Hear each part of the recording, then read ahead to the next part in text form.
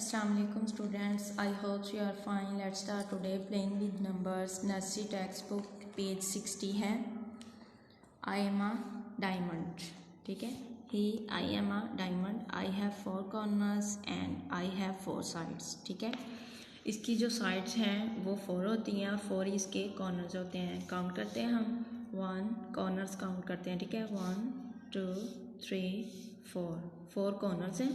अब sides को हम काउंट करते हैं. 1 2 3 4 इसकी साइड्स हैं. ठीक है. अब हम इसको ट्रेस भी करेंगे.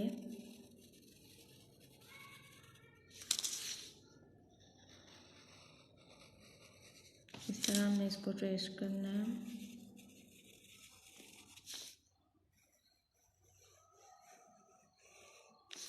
और इसकी जो शेप होती है वो काइट की तरह होती है. ठीक है. और ये इयरिंग्स हैं, इस तरह की भी शेप्स होती हैं इसकी. और ये जो कार्ड हैं इस तरह की भी इसकी शेप होती है. ठीक है. Stay home, stay blessed. Allah हाफिज़.